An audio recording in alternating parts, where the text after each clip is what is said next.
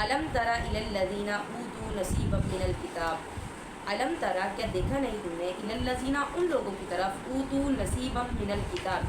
جو دیے گئے ہیں کچھ حصہ کتاب میں سے، یؤمنون بالجبت والطاغوت وہ ایمان لاتے ہیں کتوں پر اور طاغوت پر، وَيَقُولُونَ لِلَّذِينَ كَفَرُوا اور وہ کہتے ہیں ان لوگوں کے لیے جنہوں نے کفر کیا، هَؤُلَاءِ أَهْدَىٰ مِنَ الَّذِينَ آمَنُوا سَبِيلًا کہ یہ سب زیادہ ہدایت پر ہیں ان لوگوں سے جنہوں نے جو ایمان لائے سیدھے راستے پر۔ اب یہ جو ہے یہودی عیسائی جو کتاب سے حصہ دیے گئے ہیں، یہ کیا کرتے ہیں کہ جبت پر ایمان لاتے ہیں۔ جبت کا فرمایا کہ اس کے اندر آ جاتی ہیں کون کون سی، بت، کاہن، جادو اور اس طرح کی دوسری جو چیزیں ہیں یہ ساری اس کے اندر آتی ہیں۔ حضرت عمر فاروق رضی اللہ تعالیٰ نے فرمایا کہ جبت سے مطلب جادو اور طاغوت سے مطلب شیطان ہے۔ طاغوت کا ہم نے پڑھا تھا نا کہ جو اپنے آپ کو کہے کہ میں یعنی کہ میری عبادت کریں اور میں ہی خود ہی جو خدا ہوں، تو اپنی عبادت کروائے، اپنی پجاری یعنی کہ پوجا کروائے، تو اس کو طاغوت کہتے ہیں۔ اولئک الذین لعنہم اللہ ومن یلعن اللہ فلا تجد له نصیرا یہی وہ لوگ ہیں کہ لعنت کی اللہ تعالیٰ نے ان پر، ومن یلعن اللہ فلا تجد له نصیرا اور جس شخص پر لعنت کرے اللہ بس نہیں پائے گا تو اس کے لیے کوئی مددگار، یعنی کہ کوئی اس کی مدد نہیں پائے گا جس پر اللہ من الملک ام لہم نصیب من الملک فاذا لا یؤتون الناس نقیرا کیا بس ان کے پاس ہے کچھ حصہ بادشاہت میں سے، فاذا لا یؤتون الناس نقیرا پس اگر ہوتا تو نہ دیتے وہ لوگوں کو اس میں سے کھجور کی گٹلی کے نقطے کے برابر بھی، نقیرا کہتے ہیں کھجور کی گٹلی کے اندر جو ایک نقطہ ہوتا ہے اس کے برابر بھی لوگوں کو نہ دیتے، کہ اگر ان کے پاس اتنی بڑی بادشاہت بھی ہوتی تو وہ اس میں سے نہ دیتے۔ اب اللہ تعالیٰ کہتے ہیں نا کہ اگر ان کے پاس میری بادشاہت بھی ہو، میری ساری سلطنت بھی ان کے پاس ہو، تو یہ اس میں سے کسی کو نہ دے ایک ذرہ برابر بھی، اس ڈر سے کہ کہیں یہ ختم نہ ہو جائے، یعنی اتنا لوگ انسان کنجوس بنایا گیا۔ ام یحسدون الناس علی ما آتاہم اللہ من فضلہ کیا وہ حسد کرتے ہیں ان لوگوں سے، علی ما آتاہم اللہ جو دیا اللہ تعالیٰ نے ان کو اپنے فضل سے، یعنی کہ جو اللہ نے اپنے فضل سے لوگوں کو دیا اس کے اوپر وہ حسد کرتے ہیں۔ فقد آتینا آل ابراہیم الکتاب بس تحقیق دی ہم نے آل ابراہیم کو کتاب اور حکمت اور حکمت، و آتیناہم ملکا عظیما اور دی ہم نے ان کو بادشاہت بہت بڑی۔ اللہ کہہ رہے ہیں کہ وہ ان سے، اب یہ یہودی کیا کرتے تھے اسی چیز پہ، یہودی عیسائی اسی چیز پہ تو وہ کیا کرتے تھے، آپ صلی اللہ علیہ وسلم کے خلاف جاتے تھے کہ ان کی یہ حضرت عیسیٰ علیہ السلام کے اس میں سے حضرت اسماعیل علیہ السلام کی آل میں سے یہ کیوں آئے ہیں، تو حالانکہ وہی اللہ کہہ رہے ہیں کہ میں نے تو آل ابراہیم کو دیا، پوری آل کو، ابراہیم کی ساری اولاد کو کتاب اور حکمت سے جو ہے میں نے نوازا، اس میں سے کئی انبیاء کرام آئے، تو یہ حضرت اسماعیل علیہ السلام بھی حضرت ابراہیم علیہ السلام کی اولاد میں سے ہی ہے، اور وہ حسد کرتے ہیں۔ اور اب اس میں یہ بھی آتا ہے کہ کوئی کبھی بھی اللہ تعالیٰ نے کسی کو کوئی حکمت دی ہے، کوئی دنیاوی دینی کچھ بھی اللہ نے دیا ہے تو آپ نے حسد نہیں کرنا۔ ہم نے پیچھے پڑھا نا کہ اللہ تعالیٰ کہتے ہیں اس کا فضل کی سوال کرو، اللہ سے اس کے فضل کا سوال کرو، نہ کہ کسی سے حسد کرو۔ حسد ہے نا اس طرح سے نیکیوں کو کھا جاتا ہے جس طرح سے لکڑی آگ کو کھا جاتی ہے، اس لیے حسد ہمارے نیک اعمال کو کھا جاتا ہے، کسی سے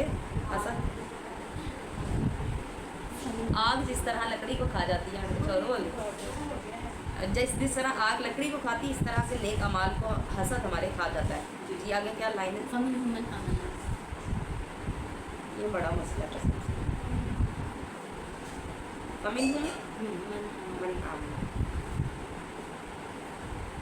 فَمِنْهُمْ مَنْ آمَنَ بِهِ وَمِنْهُمْ مَنْ صَدَّ عَنْهُ بس اس میں سے کچھ لوگ جو ایمان لائے اس پر اور کچھ نے منہ موڑ لیا،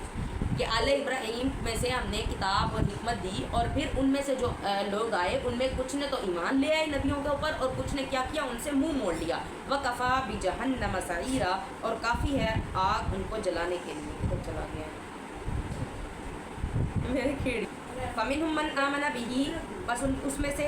کچھ تو ہے جو ایمان لائے اس پر، وَمِنْهُمْ مَنْ صَدَّ عَنْهُ اور کچھ جو ہے انہوں نے منہ موڑ لیا اس سے۔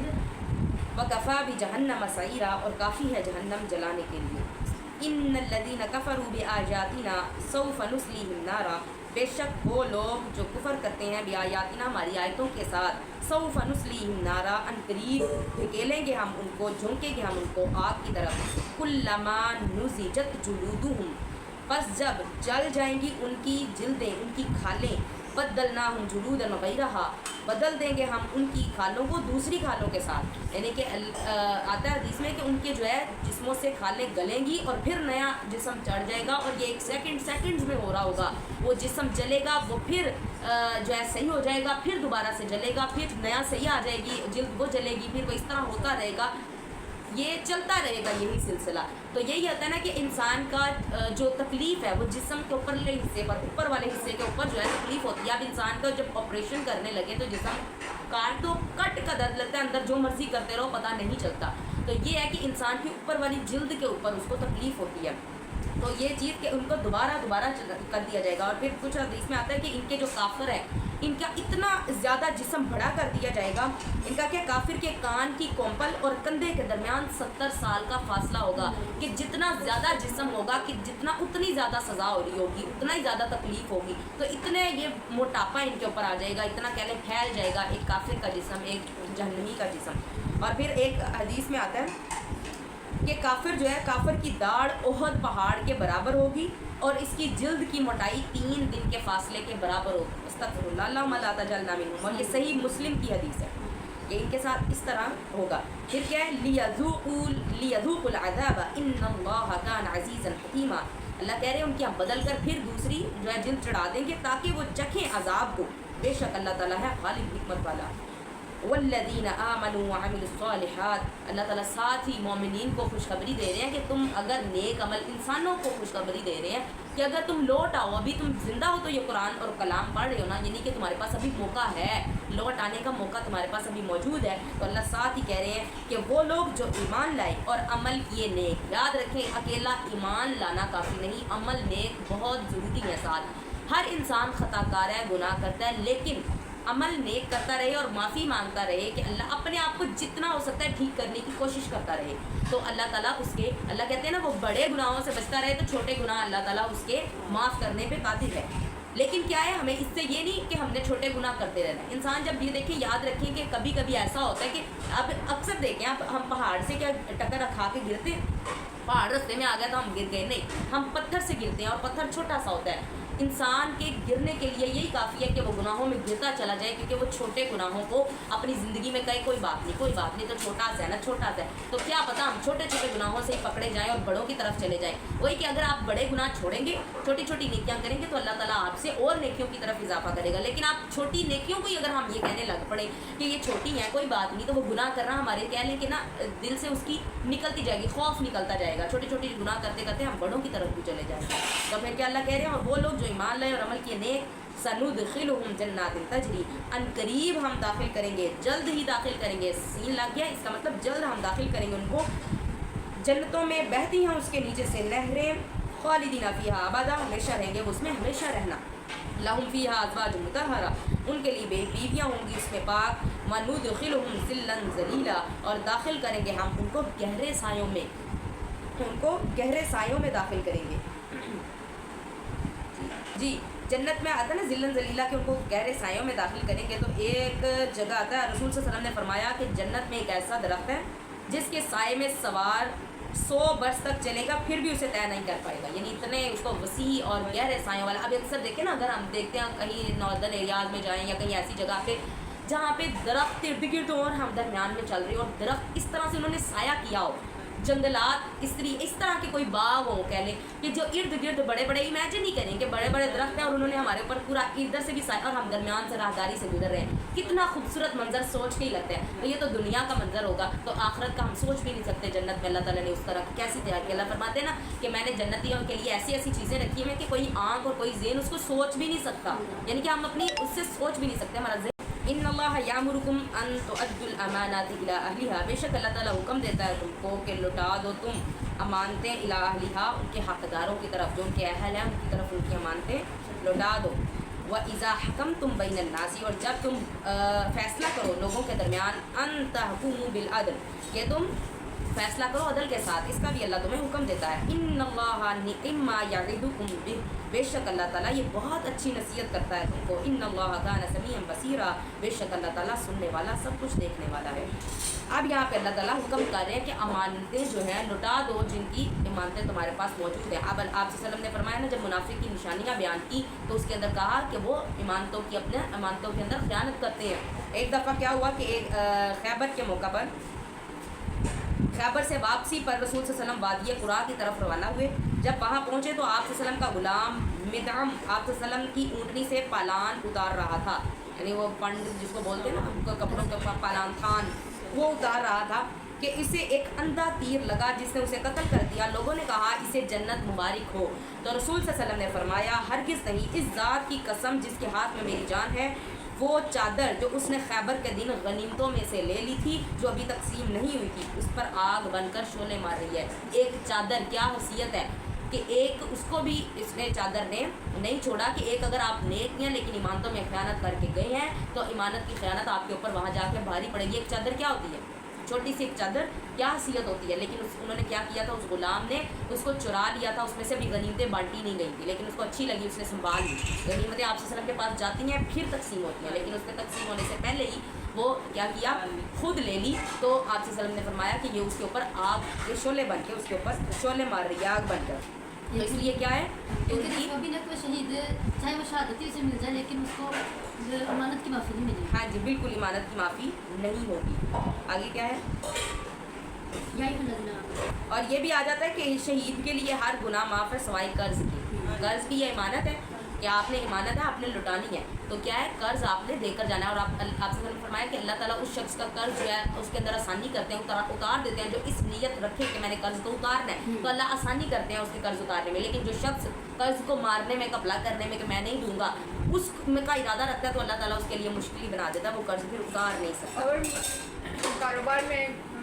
پیسے لینے بھی ہیں اور دینے بھی ہیں، تو اس کی ڈیتھ ہو جائے تو پھر اس میں کیا کرے؟ مطلب کاروباری میں کہتے ہیں نا کہ لین دین ہوتا ہی رہتا ہے، ہاں جی، تو اس میں امانت کیا پتہ چلے گا کہ کس کو دینے ہیں کس سے لینے ہیں، تو اس کی ڈیتھ ہو جائے وہ نہ بتا سکے، وہ نہ بتا سکے کہ میں نے کسی کے لینے ہیں، دینے ہیں یا کسی کے میں نے دینے ہیں، تو وہ جو میں نے پہلے بھی بتایا تھا جو لینے والا وہ خود ہی آ جائے گا کہ بھائی فلاں نے میرے دینے تھے، کیونکہ جس کے پیسے دینے تھے وہ تو نہیں چھوڑے گا نا، وہ تو آئے گا مانگنے کے لیے۔ تو اس کو اگر نہیں بھی پتا کہ وہ فوت ہو گیا تو وہ آئے گا اس کے اہل و عیال کے پاس، اس کے ورثاء کے پاس آ کے کہے گا کہ مجھے فلاں کا یعنی کہ اس نے میرے اتنے پیسے دینے تھے دے دو۔ اگر تو اس کو پتہ چلتا ہے یہ فوت ہو گیا تو اگر وہ معاف کرنا چاہے، وہ اتنا سخی دل کا یا اس کے پاس ہے وافر یا اتنا زیادہ لاس نہیں ہو رہا ہوتا تو وہ معاف کر دے تو اس کے لیے بہتر ہے۔ لیکن اگر دینے والا بھی، ہاں جی وہ قرض ہی ہوا نا، قرض ہے نا، اگر قرض پڑ گیا نا، ابھی اس نے کاروبار میں پیسے لیے تھے، ابھی وہ اس کی جو چیز اس کا انٹرنیٹ کوئی کام کرنا تھا وہ نہیں کر کے دیا، تو وہ جو ہے اس طرح کہہ لیں کہ کسی مزدور نے مزدوری کے پہلے ایڈوانس میں لے لی ہیں تو اس نے مزدوری ابھی کرنی تھی، پوری مزدوری نہیں کی، تو اب وہ اس کی اولاد تو مزدوری نہیں کر سکتی، اولاد اس کی ہے تو وہ مزدوری نہیں کر سکتی، وہی شخص کر سکتا تھا جو فوت ہو گیا، تو جس کی مزدوری کرنی تھی وہ آ کے یا تو اپنے پیسے واپس مانگ لے کہ بھائی اتنی اس نے مزدوری کر لی تھی، اتنی رہ گئی تھی، یہ میرے پیسے اتنے واپس بنتے ہیں واپس دے دو۔ اگر تو وہ معاف کرنا چاہے وہ معاف کر دے تو بہتر ہے، کیونکہ وہ آگے یتیم بچے ہوں گے تو ان کے لیے اگر معاف کرے گا تو اس کے لیے صدقہ خیرات کا ثواب ہوگا۔ جی، یا ایھا الذین آمنوا، اے لوگو ایمان والو، اطیعوا اللہ و اطیعوا الرسول، اطاعت کرو اللہ کی اور اس کے رسول کی، وَأُولِي الْأَمْرِ مِنْکُمْ، اور اس کی جو تم میں سے حکم دینے والا ہے، فَإِن تَنَازَعْتُمْ فِي شَيْءٍ، بس اگر تم جھگڑے میں پڑ جاؤ کسی چیز پہ، یعنی کسی چیز میں تمہارا تنازع ہو جائے، جھگڑا ہو جائے، فَرُدُّوهُ إِلَى اللَّهِ وَالرَّسُولِ، اور بس اس کو لوٹاؤ اللہ اور اس کے رسول کی طرف، ان کنتم تؤمنون باللہ والیوم الآخر، اگر ہو تم ایمان لاتے اللہ پر اور آخرت کے دن پر، ذالک خیر واحسن تاویلا، یہ زیادہ بہتر ہے تمہارے لیے اور کیا ہے انجام کے لحاظ سے زیادہ احسن ہے، زیادہ اچھا ہے انجام کے لحاظ سے۔ اب یہ ہے کہ اللہ اور اس کے رسول کی اطاعت کرنی ہے، اور ان کی اطاعت جو تمہارے اوپر حاکم بنا دیے گئے ہیں۔ آپ صلی اللہ علیہ وسلم نے فرمایا کہ اگر تمہارے اوپر کسی غلام حبشی کو بھی یعنی کہ بنا دیا جاتا ہے تو اس کی بھی تمہارے اوپر فرما برداری واجب ہے، تب تک جب تک وہ تمہیں اللہ اور اس کے رسول سے مخالفت کا حکم نہیں کرتا، یعنی کہ جو دین اور اسلام سے ہٹ کے کسی کام کا حکم کرتا ہے تو وہ تم نے نہیں ماننی، ویسے تمہارے اوپر حکم ماننا اپنے جو اوپر سر، جس طرح آج ہمارے وزیر اعلیٰ اور وزیر اعظم ہیں ان کے قانون جو انہوں نے بنائے ہوئے ہیں ہمارے اوپر واجب ہے ان کو ماننا، لیکن جب وہ ہمیں اللہ اور اس کے رسول سے ہٹ کے کسی بات کا حکم کریں گے تو تب ہم اس کو نہیں مانیں گے. یہ ہم کیونکہ سارا فیصلہ اللہ اور اس کے رسول کا ہے. اور ہمارے پاکستان میں اکثر و بیشتر قوانین اسلام کے اکارڈنگ ہی بنے ہوئے ہیں. اندر کچھ ہیں جو اسلام سے ہٹ کر بھی بنے ہیں, اس کے اندر علماء کرتے ہیں کہ اس کو ہٹائیں اور ان کو دین پہ لے کر آئیں. لیکن کیا ہے, جس طرح سے یہ آگ والا مسئلہ ہمارے ملک میں آگ کا قانون ہے, حالانکہ اسلام میں آگ کا کوئی قانون نہیں. کسی اولاد کو آگ کر دینا اپنی جائیداد سے, اس کا کوئی اسلام میں نہیں ہے قانون, لیکن ہمارے اس میں اس کا قانون بنایا ہوا ہے. جی پھر اگر تمہیں کوئی جھگڑا کوئی سمجھ نہ آئے, عام معاملات میں بھی ہے, اگر تمہیں کسی چیز کی بات کی دین میں سمجھ نہیں آ رہی کہ بھائی یہ کیا کام, ہمیں اس کی نہیں سمجھ آ رہی کہ کیا کام ہے, اس میں کیا فیصلہ لیں, تو کیا ہے اس کو دین سے ڈھونڈیں. اللہ اور اس کے رسول کی طرف اگر جس ٹائم آپ سے وسلم موجود تھے تو آپ سے وسلم کے پاس لے کے آتے فیصلہ, لیکن اس وقت ہمارے اندر آپ سے وسلم موجود نہیں, لیکن آپ سے وسلم کی تعلیمات قرآن ہمارے پاس موجود ہے, تو ہم ان کے پاس جائیں گے, ہم ان کے سمجھنے والوں کے پاس جائیں گے, علماء کے پاس جائیں گے. اگر علماء آپ کو غلط طرف کہتے ہیں کہ غلط اپنی طرف سے کوئی بات بتاتے ہیں کہ بھائی میری پیروی کرو, تو وہ اس کی پیروی نہیں کرنی, اس میں بھی آپ نے قرآن حدیث کی پیروی کرنی ہے. علماء کے پاس جانے کا مطلب یہ ہوتا ہے, ہم اکثر فتویٰ لینے جاتے ہیں اس لیے کہ وہ دین اسلام سے دیں گے. اگر وہ دین اور اسلام سے ہٹ کے کوئی فیصلہ بتاتے ہیں آپ کو, تو آپ کے اوپر واجب نہیں اس کو ماننا, کیونکہ ہم نے اس کو لٹانا ہے اپنے کسی تنازع کو, جھگڑے کو اللہ اور اس کے رسول کی طرف, قرآن اور حدیث سے, آپ وسلم کی سنت سے اس کا طریقہ ڈھونڈنا ہے. سبحانک اللہم و بحمدک, نشہد ان لا الہ الا انت, نستغفرک. تھوڑا مطلب چھوٹا نہیں